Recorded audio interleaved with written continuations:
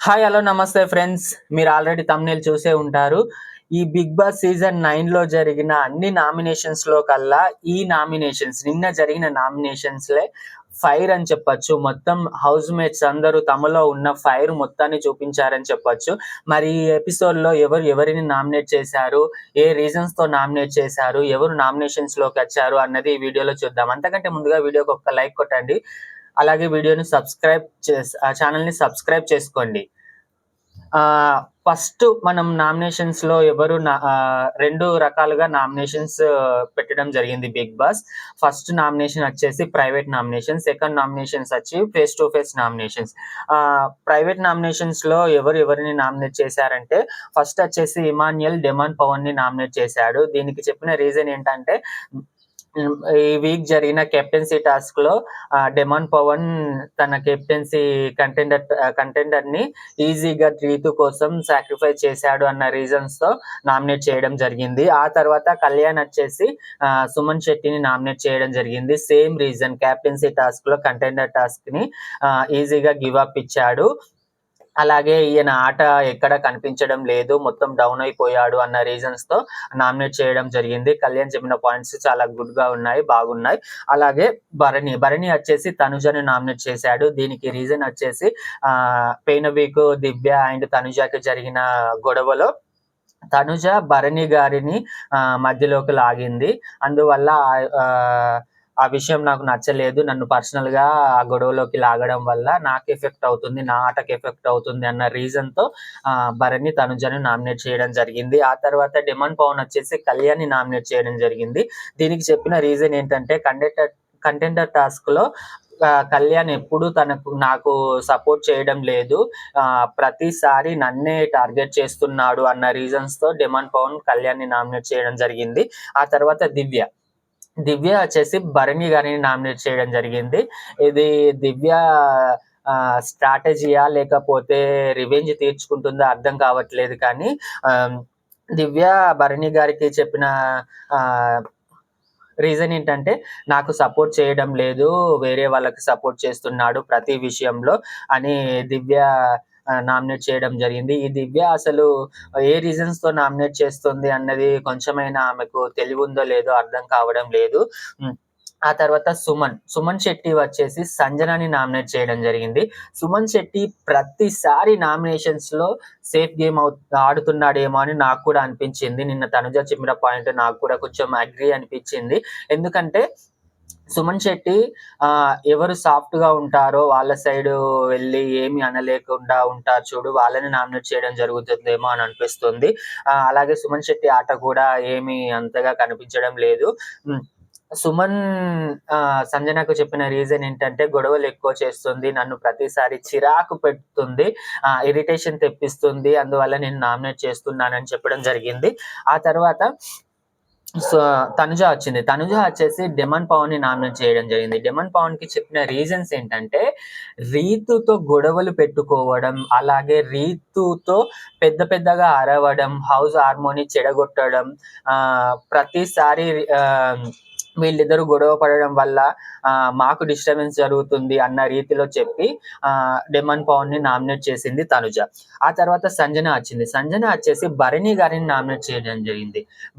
సంజన భరణి గారికి చెప్పిన పాయింట్ ఏంటంటే క్యాప్టెన్సీ కంటెండర్ టాస్క్ పోయిన వీక్ వీళ్ళు ముగ్గురు ఒక టీంలో ఉన్నారు కదా, నలుగురు రెడ్ టీంలో. అప్పుడు ఈయన నాకు సపోర్ట్ చేయలేదు, ప్రతిసారి నన్నే టార్గెట్ చేస్తున్నాడు, అందువల్ల నేను ఫస్ట్ వెళ్ళడం జరిగింది డ్రాగన్ లోపల్లోకి, అందువల్ల నాకు ప్రతిసారి మైనస్ అవుతుంది భరణి గారి వల్ల అని చెప్పి నామినేట్ చేయడం జరిగింది.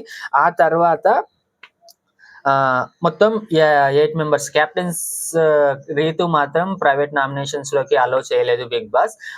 దీనిలో భరణి గారికి 2 ఓట్స్ పడ్డాయి, డెమాన్ పవన్‌కి 2 ఓట్లు పడ్డాయి, సంజనకు 1 ఓటు పడింది, తనుజకు 1 ఓటు పడింది, సుమన్ శెట్టికి 1 ఓటు పడింది. ఇందులో దివ్యకి ఓట్స్ పడలేదు, అలాగే కళ్యాణ్‌కి కూడా ఓట్స్ పడలేదు. ఇప్పుడు 'బిగ్ బాస్' ఏం ట్విస్ట్ ఇచ్చాడంటే ప్రతి ఒక్కరిని నామినేషన్స్‌లోకి లాగాలన్న ఉద్దేశంతోటి సెకండ్ రౌండ్ పెట్టాడు. సెకండ్ రౌండ్ ఏంటంటే ఫేస్ టు ఫేస్. ఇక మీరు కొట్టుకొని చావండ్రా, మాకు ఎంజాయ్మెంట్ ఇవ్వండి అన్న రీతిలో ఫేస్ టు ఫేస్ పెట్టాడు. ఈ ఫేస్ టు ఫేస్ లో ఎవరిని నామినేట్ చేశారన్నది చూద్దాం. ఫస్ట్ భరణి వచ్చాడు. భరణి వచ్చేసి దివ్యకి నామినేట్ చేయడం జరిగింది. ఈ నామినేషన్స్ లో ప్రాసెస్ ఏంటంటే వాళ్ళ ఫోటోని తీసుకొని అగ్గిలో వేసి కాల్చి చెప్పాలి. భరణి గారు దివ్యకి చెప్పిన రీజన్స్ ఏంటంటే రెస్పెక్ట్ ఇవ్వడం లేదు. ఇది కరెక్ట్ పాయింట్. భరణి గారు ఇన్ని రోజులకు ఆయనకు తెలుసుకుంది నాగబాబు వచ్చి చెప్తే మాత్రం ఆయనకు అర్థం కాలేదు. ఇప్పటికి భరణి గారు ట్రాక్ లోకి వచ్చాడు. ఫస్ట్ దివ్యని చేయాల్సిన నామినేషన్స్ తనుజను చేయడం జరిగింది. ఓకే, పర్లేదు. మొత్తానికైతే దివ్య గురించి ఈయనకు ఒక క్లారిటీ వచ్చిందని మనం అర్థమయ్యింది. ఫ్యామిలీ వచ్చి నాగబాబు వచ్చి చెప్పడం వల్ల అప్పుడు ఎలిగిందేమో అని అనిపిస్తుంది. కరెక్ట్ పాయింట్ తో నామినేట్ చేయడం జరిగింది. ఆ దివ్య కూడా ప్రతిసారి రెస్పెక్ట్ లేకుండా ఆమె కంటే అంత పెద్ద ఇతన్ని పట్టుకొని రా ఇటురా అటుపో, ఏం మాట్లాడుతున్నావు అది అని అనడం చాలా తప్పు. ప్రతిసారి ఇలాగే చేస్తుంది. ఆయనకు కొంచెం రెస్పెక్ట్ ఇవ్వడం నేర్చుకో తల్లి ఇప్పటికైనా. ఈ రీజన్స్ తో భరణి గారు దివ్యను నామినేట్ చేయడం జరిగింది. గుడ్ పాయింట్, చాలా బాగా చెప్పాడు భరణి గారు. ఆ తర్వాత సంజన వచ్చేసి తనుజను నామినేట్ చేయడం జరిగింది. సంజన ఇచ్చిన రీజన్స్ ఏంటంటే తనుజకి, నువ్వు ఫీమేల్స్ లో నాకు టఫ్ కంటెండర్ గా కనిపిస్తున్నావు, అందువల్ల నేను నీకు నామినేట్ చేయడం జరిగింది అని అంటుంది. అప్పుడు తనుజ కూడా ఏం చెప్పాలో అర్థం కాక, నేను ఒక్కదాన్నే ఉన్నానా, మీకు ఇమాన్యుయల్ లేడా అంటే, నేను ఫీమేల్ కంటెస్టెంట్స్ లో చెప్పాను, మేల్ కంటెస్టెంట్స్ లో చెప్పలేదు. నేనైనా ఇమాన్యుయల్ ని ఎప్పుడు ఎలిమినేషన్స్ లోకి తీసుకురాను, నేను నామినేషన్స్ చేయను అని చెప్పేసింది. అప్పుడు ఇమాన్యుయల్ వచ్చేసి, ఎందుకు నామినేట్ చేయవు, నా తప్పుంటే నా కంపల్సరీ నామినేట్ చేయి అని ఆయన స్టాండ్ తీసుకోవడం జరిగింది ఇమాన్యుయల్. ఆ తర్వాత కళ్యాణ్ వచ్చేసి డెమాన్ పవన్ ని నామినేట్ చేయడం జరిగింది. కళ్యాణ్ చెప్పిన పాయింట్స్ మాత్రం టూ గుడ్ డెమాన్ పవన్ కి. ఏం చెప్పాడంటే, కంటెండర్ టాస్క్ ని ఈజీగా గివ్ అప్ ఇచ్చేసావు, లాస్ట్ వీక్ రీతు కోసం గివ్ అప్ ఇచ్చేసాడు కదా, ఆ పాయింట్స్ చెప్పి కళ్యాణ్ డెమాన్ పవన్ ని నామినేట్ చేయడం జరిగింది. కళ్యాణ్ చెప్పిన పాయింట్స్ 100% నిజం. ఎందుకంటే పోయినసారి కంటెండర్ టాస్క్ లో డెమాన్ పవన్, రీతు అండ్ సుమన్ శెట్టి వీళ్ళు ముగ్గురు ఉన్నప్పుడు డెమాన్ పవన్ కొంచెం గట్టిగా ఫైట్ చేసుకుంటే ఆయన క్యాప్టెన్ అయ్యే ఛాన్స్ ఉండేమో అని నాకు అనిపించింది. ఎందుకంటే సుమన్ శెట్టి ఉండడం వల్ల అక్కడ రీతుకి అడ్వాంటేజ్ అయ్యింది, ఆమె ఈజీగా గెలవగలిగింది. అసలు సుమన్ శెట్టి గెలిచేవాడు, కానీ తనుజ తప్పు వల్ల రీతు గెలవడం జరిగింది. ఆ పాయింట్ ఆఫ్ టైంలో డెమాన్ పవన్, నేను వెళ్ళను, సుమన్ శెట్టిని పంపిద్దామని గట్టిగా పోరాడి ఉంటే డెమాన్ పవన్ క్యాప్టెన్ అయ్యేవాడు, కంపల్సరీ అయ్యేవాడు. కళ్యాణ్ చెప్పింది కూడా అదే. కళ్యాణ్ చెప్పిన దాంట్లో తప్పేమీ లేదు. కళ్యాణ్ 100% నిజమే చెప్పాడు. ఆ తర్వాత ఇమాన్యుయల్ వచ్చి తనుజను నామినేట్ చేయడం జరిగింది. ఇమాన్యుయల్ ఎప్పుడు సేఫ్ గేమే ఆడుతున్నాడు, ఇప్పటికి కూడా సేఫ్ గేమ్ లోనే కొనసాగుతున్నాడు. ఇలా అయితే ఇమాన్యుయల్ టైటిల్ కొట్టడం చాలా చాలా చాలా చాలా కష్టం. ఆయనకు ఎంత మంది చెప్పినా కానీ అర్థం కావడం లేదు. సేఫ్ గేమ్ గా ఎవరినో ఒక్కరిని టార్గెట్ చేసి, తనుజాని టార్గెట్ చేసి కావాలని తనుజాని గెలకడం స్టార్ట్ చేస్తున్నాడేమో అని నాకు అనిపించింది. ఈయన చెప్పిన రీజన్స్ ఏంటంటే, కంటెండర్ టాస్క్ ని కంటెండర్ గా తనని రిమూవ్ చేయడం, అంటే భరణి అండ్ ఇమాన్యుయల్ డిస్కషన్ లో ఎటు తేలకుండా నేను కాల్ తీసుకోమంటారా బిగ్ బాస్ అని అడిగి మరి ఆయన్ని లోపలికి పంపించింది కదా, ఆ రీజన్స్. అలాగే వీళ్ళిద్దరికి పోయిన వీక్ గొడవ జరిగింది కదా, తనుజ కంటెండర్ గా తీసేయడంలో. ఆ తర్వాత తనుజ వచ్చేసి మళ్ళీ ఇమాన్యుయల్ ని తీసేయాలి అని తన అభిప్రాయం చెప్తుంది కదా, ఆ రీజన్ నాకు నచ్చలేదని ఇమాన్యుయల్ చెప్పడం జరిగింది. ఆ తర్వాత సుమన్ శెట్టి వచ్చేసి ఎవరిని అంటే తనుజని నామినేట్ చేయడం జరిగింది.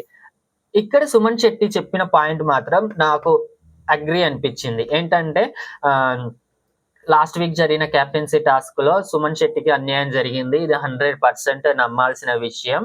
ఆయన చాలా బాగా ఆడాడు. లాస్ట్ మూమెంట్ లో అది ఫిక్స్ చేయలేదు. తనుజ వచ్చేసి ఎక్కువ అని అన్నది. అక్కడ తనుజ తప్పు 100% ఉంది. ఇది మనం అగ్రీ చేయాల్సిందే.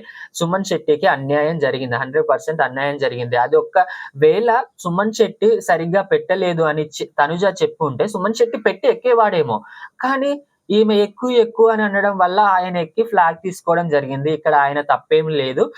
సుమన్ శెట్టి తనుజను నామినేట్ చేయడం 100% కరెక్ట్ అయిన విషయం. ఇదే రీజన్ చెప్పాడు. నేను నువ్వు కరెక్ట్ చెప్పుంటే నేను క్యాప్టెన్ అయ్యేవాడినేమో, కానీ నువ్వు కరెక్ట్ చెప్పలేదు అని చెప్పడం జరిగింది. ఇది కరెక్ట్. ఆ తర్వాత దివ్య వచ్చేసి తనుజాని నామినేట్ చేయడం జరిగింది. దివ్య ఇచ్చిన పాయింట్స్ ఏంటంటే, లాస్ట్ వీక్ జరిగిన గొడవలో నీది ఉంది తప్పు, నాది ఉంది.